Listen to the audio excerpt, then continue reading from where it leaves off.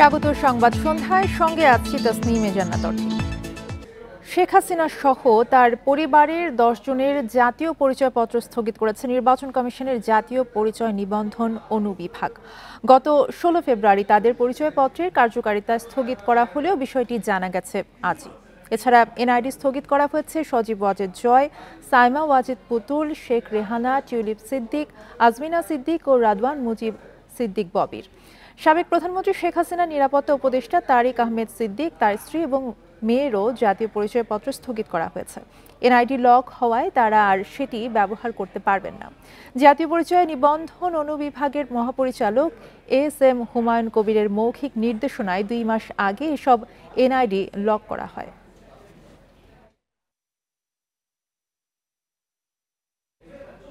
Bundle থাকলে প্রতি সেনমানিতে টাকা বাঁচবে। বিকাশ সেনমানি বান্ডেল কিনে জিতুন প্রতি লেনদেনে। দুর্নীতি ও হত্যার সাথে জড়িত আওয়ামী লীগ নেতাদের দেশে ফিরিয়ে এনে বিচার নিশ্চিত করা হবে বলে জানিয়েছেন প্রধান উপদেষ্টার প্রেস সচিব। ফরেন সার্ভিস একাডেমিতে সংবাদ সম্মেলনে কথা জানান তিনি। প্রধান উপদেষ্টার কাতার সফরের বিস্তারিত নিয়ে ফরেন সার্ভিস একাডেমিতে আয়োজন করা হয় সংবাদ সম্মেলন। এর ফাঁকে সমসাময়িক বিষয়ে সাংবাদিকদের প্রশ্নের উত্তর দেন প্রধান উপদেষ্টার প্রেস সচিব শফিকুল আলম। জানান, দুর্নীতি করে দেশের মানুষের টাকা বিদেশে নিয়ে যেসব আওয়ামী লীগ নেতা আরাম আয়েশ করছেন তাদের ফিরিয়ে আনা সরকারের দায়িত্ব। অন্তর্বর্তী সরকার বিচার না করতে পারলেও পরবর্তী সরকার এর বিচার করবে। বাংলাদেশের মানুষের টাকা চুরি করে নিয়ে বাইরে যে মৌজ ফুর্তি করছেন, অবশ্যই আমরা তো তাদেরকে ফেরানোর আমাদের এটা একটা নৈতিক দায়িত্ব এবং এই কাজটা আমরা করব। আওয়ামী লীগের লিডার যারা বাইরে গিয়েছেন এদের বেশিরভাগের হাতেই রক্ত আছে। তারা বড় রকমের হিউম্যান রাইটস অ্যাবিউজের অ্যাকিউজড। সাবেক 2 মন্ত্রী এবং এনএসআই এর সাবেক মহাপরিচালক মেজর জেনারেল টি.এম. জোবায়ের ও তার স্ত্রীর ব্যাংক হিসাব অবরুদ্ধ এবং সম্পদ ক্রোকের আদেশ দিয়েছেন আদালত। সোমবার আলাদা আদেশে এই নির্দেশনা দেয় ঢাকার মহানগর দায়রা জজ আদালত। আদেশে সাবেক বাণিজ্য মন্ত্রী টিপু মুন্সি এবং তার স্ত্রীর ব্যাংক হিসাব ও স্থাবর সম্পদ ক্রোকের আদেশ দেন আদালত। সাবেক দুর্যোগ প্রতিমন্ত্রী এনামুর রহমানের স্থাবর অস্থাবর সম্পত্তি অবরুদ্ধকরণের আদেশ দিয়েছেন আদালত। ন্যাশনাল ব্যাংকের পরিচালনা পর্ষদের চেয়ারম্যান জয়নুল হক শিকদারের 100 একর জমি ক্রোকের আদেশ দেওয়া হয়। এদিকে ডিজিএফআই এর সাবেক মহাপরিচালক মেজর জেনারেল হামিদুল হক এবং তার স্ত্রী নুসরাত জাহান মুক্তার দেশ ত্যাগে নিষেধাজ্ঞা দিয়েছে আদালত।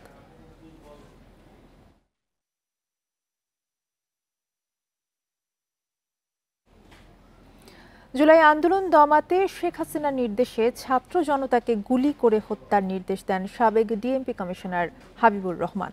এমন তথ্য মিলেছে তদন্তে। রাজধানীর চাংখারপুলে 6 জনকে হত্যায় আন্তর্জাতিক অপরাধ ট্রাইব্যুনালে তদন্ত প্রতিবেদন জমা দেওয়া হয়। এই প্রথম জুলাই আন্দোলনে মানবতা বিরোধী অপরাধের কোনো মামলার পূর্ণাঙ্গ প্রতিবেদন জমা হলো। জুলাই আন্দোলনে গণহত্যা ও মানবতা বিরোধী অপরাধের ঘটনায় এ পর্যন্ত মামলা হয়েছে 23টি। এর মধ্যে চানখারপুলে আনাস, জুনায়েদ, ইয়াকুব সহ 6 জনকে হত্যার ঘটনায় প্রসিকিউশনের চূড়ান্ত প্রতিবেদন দিল তদন্ত সংস্থা। প্রতিবেদনে বলা হয়, শেখ হাসিনার নির্দেশে তৎকালীন ডিএমপি কমিশনার হাবিবুর রহমানের সরাসরি নির্দেশে গুলি চালায় পুলিশ। পলাতক সাবেক কমিশনার সহ 8 পুলিশ সদস্যকে মামলায় আসামি করা হয়েছে। তাদের মধ্যে ইন্সপেক্টর আরশাদ, কনস্টেবল সুজন, ইমন ও নাসিরুল গ্রেপ্তার রয়েছেন। ট্রাইব্যুনালের চিফ প্রসিকিউটর জানান, 90 পৃষ্ঠার মূল প্রতিবেদনের সাথে শেখ হাসিনার গুলির নির্দেশের অডিও রেকর্ড এবং 19টি ভিডিও ক্লিপ যুক্ত হয়েছে। জবানবন্দি নেওয়া হয়েছে 79 জনের।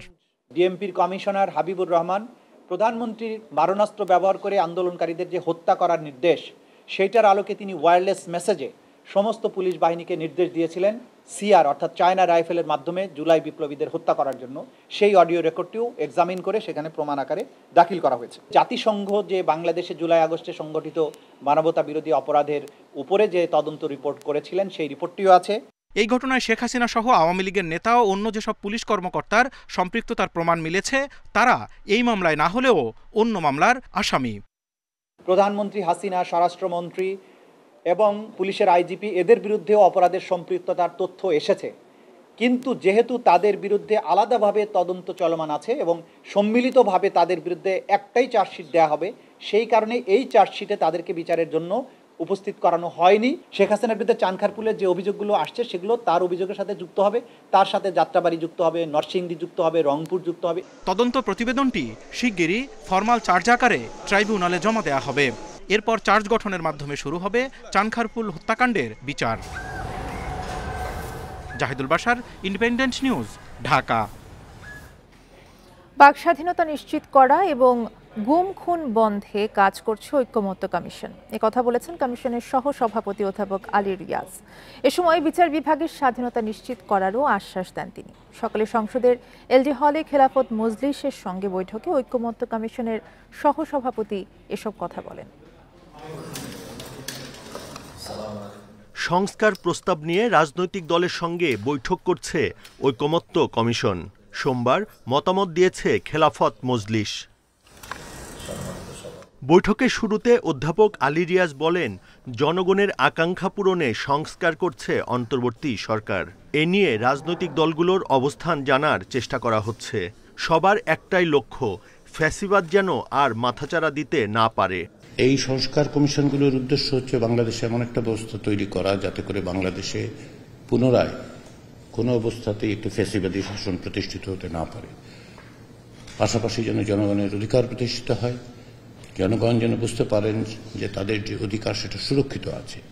তারই প্রেক্ষাপটে সংবিধানের সংস্কার, নির্বাচন ব্যবস্থার সংস্কার সহ বিচার বিভাগ সহ বিভিন্ন ক্ষেত্রে রাষ্ট্র সংস্কারের উদ্যোগ নেওয়া হয়েছে।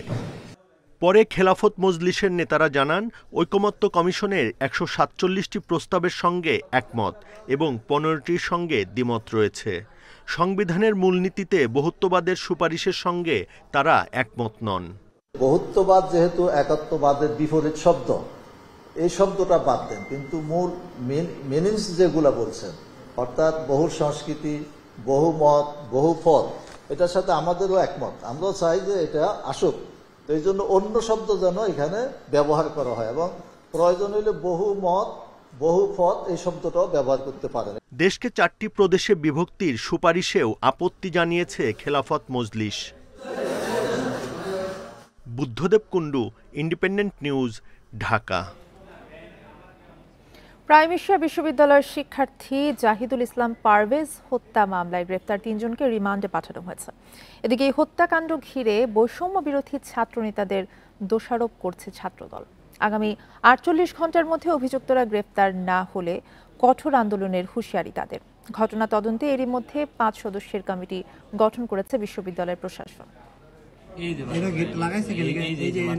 শনিবার প্রাইম এশিয়া ক্যাম্পাসের সামনে ছুরিকাঘাতে হত্যা করা হয় টেক্সটাইল ইঞ্জিনিয়ারিং শিক্ষার্থী জাহিদুল ইসলাম পারভেজকে। এই হত্যাকাণ্ডের সুষ্ঠু বিচারের দাবিতে সোমবার ক্যাম্পাসের সামনে অবস্থান কর্মসূচি পালন করেন শিক্ষার্থীরা। আমাদের একটা ছোট ভাই চলে গেছে, এরকম আরো অনেক ছোট ভাই চলে যাবে সন্ত্রাসীর হাতে। কোন সন্ত্রাসী এগুলো করেছে, আমি শুধু জোর দাবি জানাবো তাদের যেন আয়ত্তে নিয়ে আসা হয়, তাদেরকে যেন উচ্চ শাস্তি দেওয়া হয়। তাদের সকলকে আমরা আইনের আওতায় দেখতে চাই এবং তাদের পারভেজ হত্যার সঠিক তদন্তের মাধ্যমে সঠিক বিচার চাই। ছাত্রদল ও বিএনপি নেতারাও বিশ্ববিদ্যালয়ের সামনে অবস্থান নিয়ে দাবি করেন এই হত্যার সাথে বৈষম্য বিরোধী ছাত্র নেতারা সরাসরি জড়িত। আমরা আলটিমেটাম দিচ্ছি, আগামী 48 ঘন্টার মধ্যে এই যে 2 জনকে এখনো ধরা হয় নাই, তারা বৈষম্য বিরোধী ছাত্র আন্দোলনের কমিটিতে পাওয়া গেছে। যদি না পাওয়া যায় তাহলে আমরা পরবর্তীতে আলাপ আলোচনার মাধ্যমে প্রয়োজন বোধে আরো কঠোর কর্মসূচি দিব। হত্যাকাণ্ডের আগে বনানীর স্কলার ইউনিভার্সিটির 2 ছাত্রীকে ইফটিজিংয়ের অভিযোগে পারভেজের সাথে তর্কে জড়ায় শিক্ষার্থীরা। পরে 3 জনকে সাময়িক বহিষ্কার করে প্রাইম এশিয়া কর্তৃপক্ষ। সেই সাথে 2 ছাত্রীর সম্পৃক্ততা খতিয়ে দেখতে স্কলার ইউনিভার্সিটির ভিসিকে চিঠি দেওয়া হয়েছে। এছাড়া 5 সদস্যের কমিটি গঠন করেছে প্রাইম এশিয়া বিশ্ববিদ্যালয়। তারা তো অবশ্যই ইনভলভ ছিল, আমরা সিসি ক্যামেরা সবকিছু মিলেই আমরা যেটা ইনভেস্টিগেশন প্রাইমারি লেভেলে করেছি সেই অনুযায়ী আমরা তাদেরকে সাময়িকভাবে বরখাস্ত করেছি এবং তদন্ত কমিটি রিপোর্ট দিলে within 3 days they will give us the report and after that we will take final steps. Parvez হত্যার ঘটনায় রোববার রাতে রাজধানীর মহাখালী থেকে বহিরাগত কামাল হোসেন, আলভি হোসেন জুনায়েদ ও আলামিন সানিকে গ্রেপ্তার করেছে পুলিশ। স্বজনদের করা মামলার এজাহারে তাদের নাম নেই। Khaled Raihan, independent news, Dhaka. 4 দিনের সফরে কাতার গেলেন প্রধান উপদেষ্টা অধ্যাপক মোহাম্মদ ইউনূস। সেখানে আর্থানার শীর্ষ সম্মেলনে যোগ দেবেন এবং দেশটির আমিরের সঙ্গে দ্বিপাক্ষিক বৈঠক করবেন তিনি। বৈঠকে এই বছরই কাতার থেকে এলএনজি আমদানির প্রস্তাব দেবে ঢাকা। পররাষ্ট্র উপদেষ্টা জানান, কাতারে ভ্রমণ ভিসা, রোহিঙ্গা ইস্যু এবং জনশক্তির রপ্তানি বাড়ানোর উপর জোর দেওয়া হবে। প্রধান উপদেষ্টাকে সফরের আমন্ত্রণ জানান কাতারের আমির Sheikh Tamim bin Hamad Al Thani. আর্তনা শীর্ষ সম্মেলনে যোগ দেওয়ার পাশাপাশি দেশটির আমিরের সাথে দ্বিপাক্ষিক বৈঠক করবেন অধ্যাপক ইউনূস। বৈঠকে গত বছরের এপ্রিলে কাতারের আমিরের ঢাকা সফরে নেওয়ার সিদ্ধান্ত পর্যালোচনা করা হবে। আলোচনা হবে এলএনজি আমদানি, বাংলাদেশিদের জন্য ভ্রমণ ভিসা চালু এবং প্রতিরক্ষা খাতে সহায়তা নিয়ে। আমাদের প্রায়োরিটি হচ্ছে যে তাদের সর্বোচ্চ পর্যায়ে আমাদের একটা দেখা সাক্ষাৎ, প্লাস ওখানে আমাদের যেই সমস্যা যেগুলি আছে এই ভিসা ইত্যাদি নিয়ে আমরা চেষ্টা করবো সেগুলি সমাধান করতে। বললাম যে ভিসা টিসা নিয়ে যে সমস্যাগুলি আছে এগুলি আমরা দূর করার চেষ্টা করবো। গত সরকারের সময় 2টা চুক্তি স্বাক্ষরিত হয়েছিল, এর মধ্যে একটার মাধ্যমে আমরা অলরেডি পাচ্ছি, আর একটা 2026 সালের জানুয়ারি থেকে পাবো। আমরা রিকোয়েস্ট করবো 20 সালের জানুয়ারির আগেও যদি আমরা কিছু পেতে পারি সেটা আমাদের জন্য সুবিধা হবে, আমাদের সরকারের জন্য। যারা নাকি শ্রমবাজারের সাথে সংশ্লিষ্ট তাদের সাথে কথা বলার সময় আমরা উনি অবশ্যই শ্রমবাজারের বিষয়টা তুলবেন। এদিকে ফরেন সার্ভিস একাডেমিতে সংবাদ সম্মেলনে প্রধান উপদেষ্টার প্রেস সচিব জানান, দোহায় রোহিঙ্গা বিষয়ক একটি সেমিনারেও নেতৃত্ব দেবেন অধ্যাপক ইউনূস।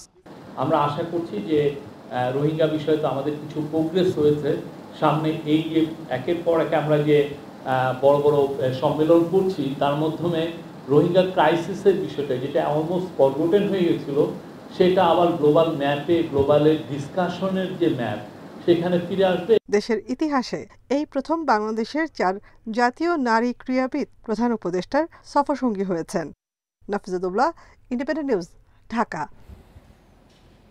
শ্রম আইন নিশ্চিত করা, খাতভিত্তিক মজুরি, শ্রম কমিশন গঠন সহ মোটা দাগে 25 দফা সুপারিশ প্রধান উপদেষ্টার কাছে জমা দিয়েছে শ্রম সংস্কার কমিশন।